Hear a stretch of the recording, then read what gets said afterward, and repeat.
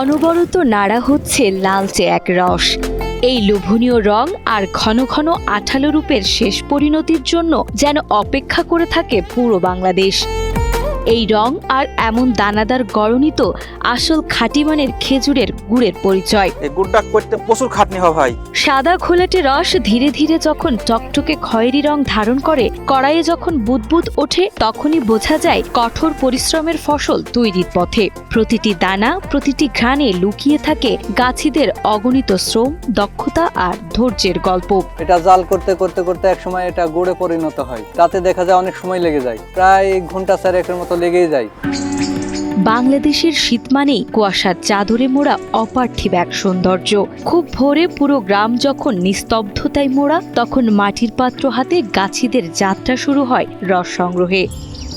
পূব আকাশে সূর্যের লাল আভা ফুটতেই গাছ থেকে নামানো হয় টাটকা রস ভরা কলস। একজন গাছিকে দিনে প্রায় ১০০টি গাছে উঠতে হয়। এতে অনেক সময় তাদের পায়ের গোড়ালি ফেটে রক্ত বের হলেও চালিয়ে যান রস সংগ্রহ। প্রতিটি কলস থেকে অল্প অল্প রস একত্রে ভরা হয় বড় কোনো কলস বা প্লাস্টিকের ড্রামে। এরপর সেই রস সাইকেল বা ভ্যানযোগে আনা হয় চুলার পাড়ে। আমাদের গুড় তৈরি করতে সত্যি বলতে খুবই কষ্ট হয়। যখন ফজরের আজান দেয় আমরা বের হয়ে যাই, আমরা একটা একটা করে গাছে উঠি। এমনও দিন আছে ৭০টা থেকে ১০০টা গাছে উঠতে হয়। অনেক সময় যাতে পায়ের গোড়ালি ফেটে রক্ত বের হয়ে যায়। তারপরে রসগুলো নামাই, তারপরে রসগুলো জারকিনে ভরে দেখা যাচ্ছে আমরা ঘাড়ে করে কষ্ট করে বাসায় নিয়ে আসি। প্লেন শিটের বিশাল এক কড়াই চুলায় বসিয়ে তাতে একে একে ছেঁকে ঢালা হয় গাছ থেকে সংগ্রহ করা টাটকা খেজুরের রস। এরপর শুরু হয় রস জাল দেওয়া।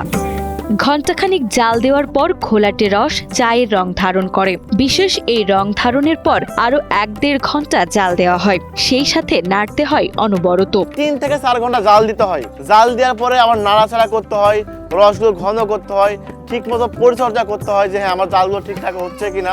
জাল দিয়ে ঘন করা লালচে রসের কয়েক ফোঁটা ঠান্ডা পানিতে ফেলার পর যদি তা শক্ত হয়, তবে গাছিরা বুঝে যান চুলা থেকে নামানোর উপযোগী হয়েছে লালচে খেজুরের রস। যখন ঘন হয়ে যায় আমরা তাক দিই। তাক দেওয়া বলতে বোঝায় যে গুড়গুলো আসলে ঠিক মতো হয়েছে কিনা। এই জাল দেওয়া লাল রস যত নাড়া হয় ততই ঘন হতে থাকে খেজুরের গুড়। ধীরে ধীরে তরল লাল রস পরিণত হয় চিরপরিচিত ঘন দানাদার খেজুরের গুড়ে। ২০০ কেজি রস জাল দিয়ে পাওয়া যায় মাত্র ৪০ কেজি গুড়। পরে গুড় পাত্রে ছড়িয়ে ঠান্ডা করা হয় এবং কৌটায় ভরে পাঠানো হয় বাজারে। গুড় তাক দিয়ে নামালাম, নামা ধরেন নিজে ডলছি, ১.৫ ঘন্টা পর ডললাম, ডইলি ধরেন এই চকলেট গুড় তৈরি করছি।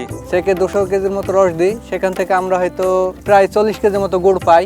রাজশাহীর পবা উপজেলার বজ্রাপুর গ্রামে সারি সারি দাঁড়িয়ে আছে প্রায় ৪,০০০ খেজুর গাছ। শীত শুরু হলেই এখানকার গাছিদের দিন কাটে খাঁটি মানের গুড় তৈরি ও বাজারজাত করার কাজে।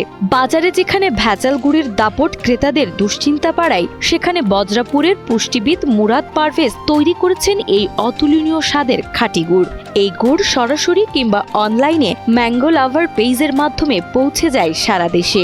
এই পুরো প্রক্রিয়াটা আমাদের গ্রামের মানুষের জন্য অনেক কষ্ট, তারপরে আমরা করে থাকি। আমাদের বাপদাদার ঐতিহ্য। গুড় আসলে আমাদের ভালোবাসার জায়গা। এক একটা খেজুর গাছ আমাদের কাছে অনেক স্বপ্ন, আমাদের জীবিকা, আমাদের অর্থনৈতিক অবস্থা। শহরের অনেক বড় ভাইরা আছে গুড় কিনে খেতে ভয় পাচ্ছে, দেখতেছে যে ওই যে ভেজাল গুড় বানাচ্ছে, ওই গুড়ে রং দিচ্ছে, কেমিক্যাল, চিনি, হাইড্রোজ। ভাই আপনারা আমাদের গ্রামে আসেন, আমরা গাছে চ্যালেঞ্জ দিয়ে বলছি আপনি আমার গ্রামে আসবেন, রস জাল দেওয়া শুরু করে সব কিছু দেখবেন নিজেরাই। একদম খাঁটি গুড় বানাচ্ছে ভাই, রস ছাড়া কিছুই নাই আমাদের গুড়ে।